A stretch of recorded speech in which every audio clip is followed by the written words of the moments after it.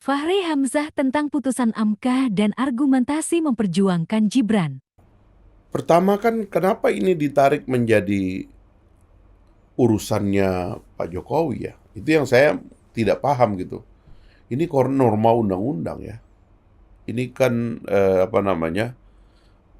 pertama kita nggak tahu suatu hari Pak Jokowi akan jadi presiden dan kita nggak tahu bahwa dia akan punya anak. Ini di sisi keluarga ya, punya anak namanya Gibran, Kaisang dan sebagainya. Dan kita nggak tahu suatu hari suami Ibu Ida itu wafat dan tiba-tiba menikah dengan seseorang yang berasal dari kampung saya ini di Pulau Sumbawa sana kan kita nggak tahu juga nih ceritanya. Ini kan soal lain. Tapi ini kemudian ada pasal-pasal di sini yang secara universal memang kita perlu persoalkan gitu loh. Kalau itu ketemu dalam satu momentum ya satu kebetulan saja. Tapi lalu kemudian dianggap seolah-olah keputusan ini adalah karena kelakuan dari partai-partai politik dalam membuat pembatasan-pembatasan. Saya kira itu dua hal yang berbeda begitu. Ini makanya itu nggak bisa digabung ya, karena ini sendiri adalah satu proses kerakyatan gitu.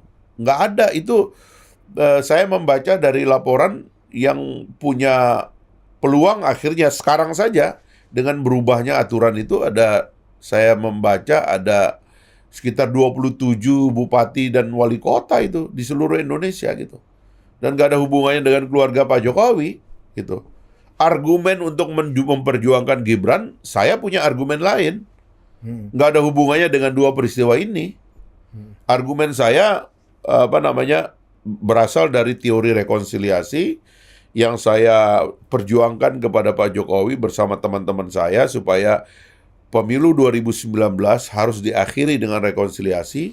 Ini belum ada cerita ketua MK, belum ada cerita macam-macam ini. Tapi teori itu kita perjuangkan secara konsisten yang menyebabkan kemudian terjadinya persatuan antara dua calon presiden dan wakil presiden yang bertarung di 2019, terutama calon presidennya, yang mengakibatkan pembelahan di masyarakat bersatu kembali.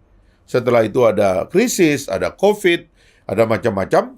Lalu kami datang dengan teori bahwa sebenarnya ini udah jadi fakta ya, bahwa rekonsiliasi itu diperlukan.